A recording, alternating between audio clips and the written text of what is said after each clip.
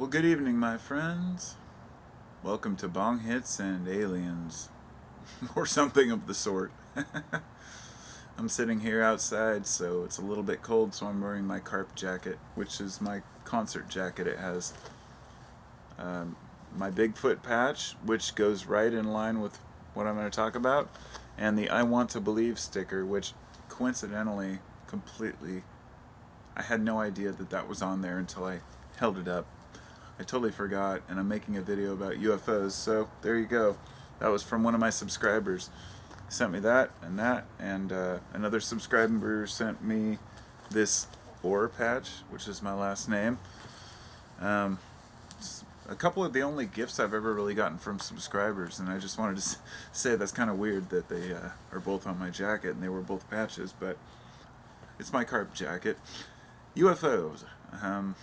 When I was a kid, let's just say I've been a UFO.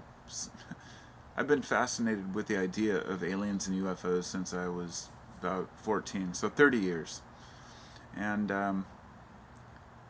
I should start off with my only real UFO experience. I've seen some really strange shit in the sky, but we had a star that was moving like an ant in the sky. My son and I, he's 25, it was about 5 years ago.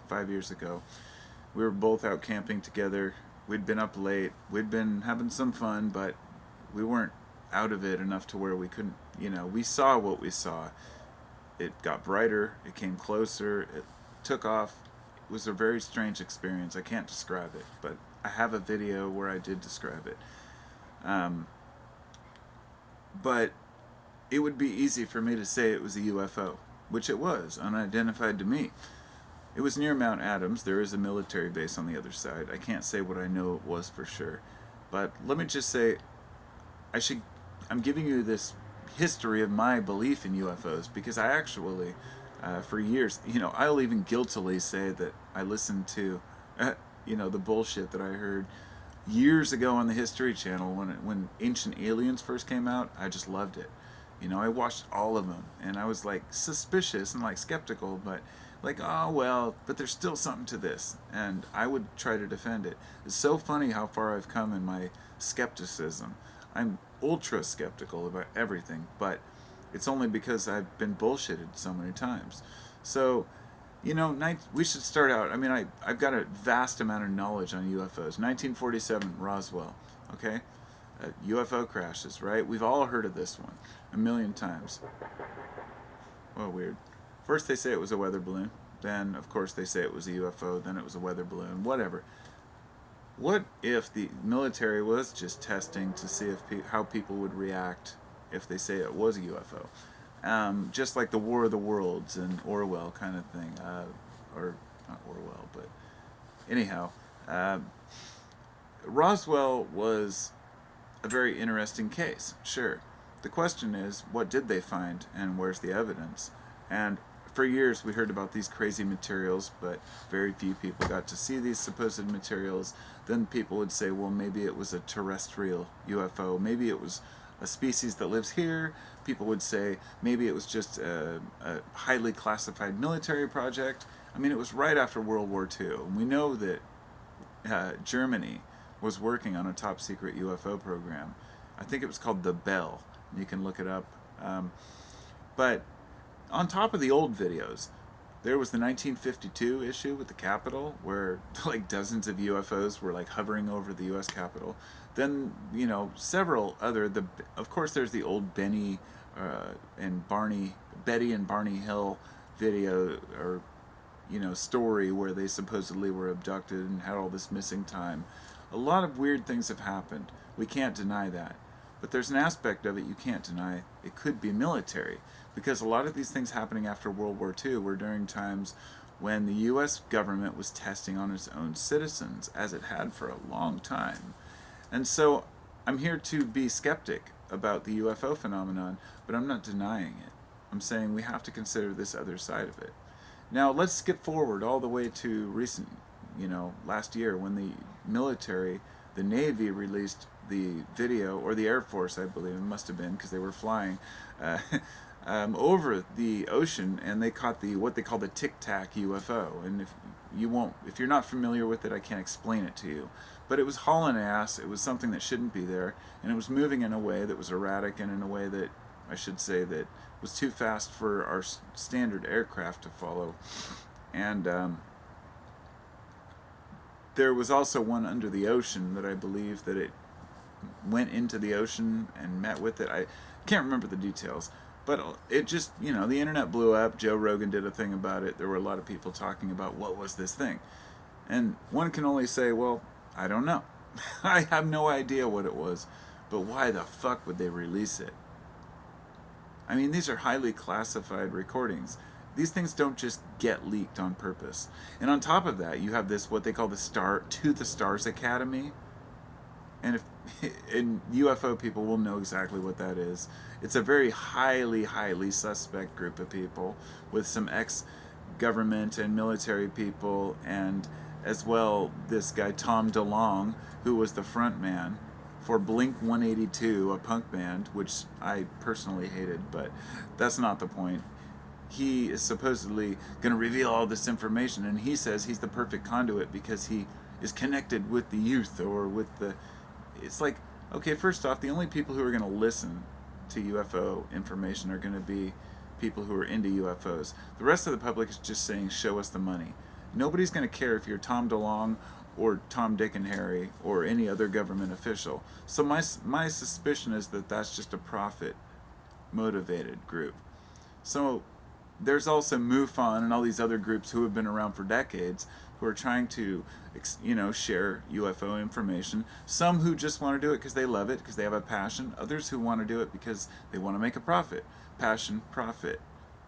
Now I could just say, in the past I wouldn't even name them, but now I will. There's a channel on YouTube. I don't even know if he still makes it. It was Third Phase of Moon. And he used to make UFO videos. Him and another one I don't recall. This was years ago when I remember seeing their channels, and I thought, I'm disgusted with these people. They will post a video of anything. They won't vet it. And I don't know if this has changed. So don't quote me on this. Maybe in recent years they've become more respectful and actually started vetting their videos, but they'll post anything to get a view. And I'm saying every single day they would post a video. And it was all about ad revenue. And that's the problem with the UFO community. A lot of it is complete bullshit. So it leads people astray, and they're like, fuck this, it's all a lie. But there is a serious movement within the community that really has had crazy experiences. Every time I do this, dogs come out. My question is this: over the years, why have no new videos come out? Why haven't there been a lot of new videos? Because everyone has an awesome camera on their phone. And another question is, why is there so much disinfo? And how much disinfo is out there? There have been a lot of movements by the government to look more competent than they are. And my belief is that during the 60s and the Cold War, the U.S. government pretended that they had UFOs because they wanted to seem like they had power they didn't.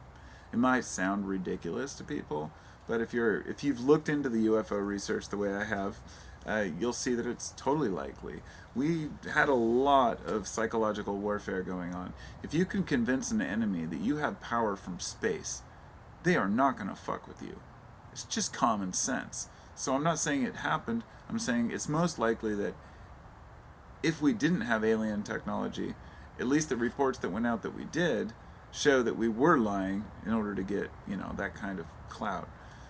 There was a lot of weird shit going on during the Cold War, and the military has been doing experiments, for, a century or more on all kinds of different, not just people, but things that, if they've found any UFOs, I'm sure that they've been reverse engineering them, which leads us to wonder, let's say they did find one UFO. Did they reverse engineer it, and now they're flying it all around? Do they have tons of them? Do they have, do other countries, are they the ones who have the high technology, and we just don't realize that they're the ones flying the UFOs? Maybe they created it on their own, who knows? I mean, there's still people that think Kevlar was brought to us by aliens, but it was really invented by a woman. She never gets the recognition she deserves.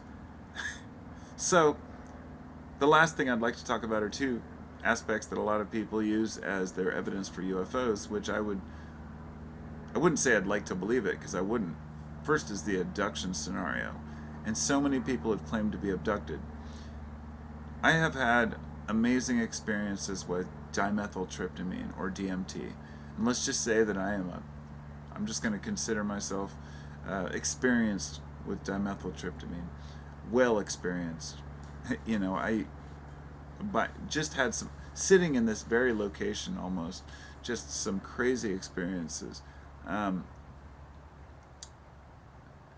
the experience you have on DMT is very similar to what is described as the abduction experience, but also somewhat like an out of body experience.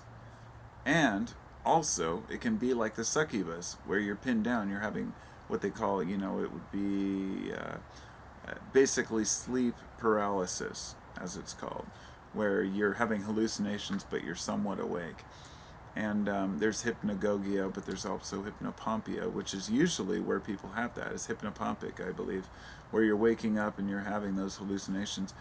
Who's to know what's real? But the people who claim to be abducted by aliens, they really seem adamant about it. And so a lot of the time you can just attribute it to a psychological illness or a misunderstanding. But sometimes they claim to have implants. And that's where it leads us to say, well, where are these implants? And there have been, I've seen videos where doctors have extracted these implants, and it's pretty weird. I'm not denying it. And they've tested the metals, and they've come back as something that doesn't seem like it should be in a human body. I don't know what to make of that. And there may be something to it, but there also, those may be created in a lab or by a secret government program. We just don't know. We don't know how it works. It would be fascinating to know more. I'm totally open-minded, and I would not be surprised if they did come out and say, yes, aliens have visited us and that they have implanted it and experimented on humans. No, I would not be surprised at all. I'd be like, whoa, wow, it actually is true. But I'm still open. Let me just say this. I'm open-minded enough to say that I believe aliens could exist. I'm also open-minded enough to say that they might have never visited this planet, and everything that we know about aliens might be completely fabricated. And all I would say is to the UFO community, if you can't say the same, if you can't admit that UFOs might not be what you think they are, that they might not be extraterrestrial, then you're lying too, to yourself, just like we are. So I don't know what to make of it all. I think it's fascinating, and I'd like to know more. And I'd love to be on the inside of that kind of stuff, to see what's going on with the UFO scenario. Pretty fascinating, pretty amazing. I don't know what to make of it. Maybe I'll run into one someday, a crash, an alien, a UFO, whatever it might be. My wife saw some weird shit too, so everybody sees some weird stuff sometimes. And whatever you make of it is what you make of it, I guess. Kind of sucks to think we would be all alone in the universe. I do not think that. But to think that we really are in what they might call like kind of the outskirts, or the ghetto, where nobody comes to visit because we're so far out. Space is fucking big, man. It's pretty big. Thanks for listening. Peace.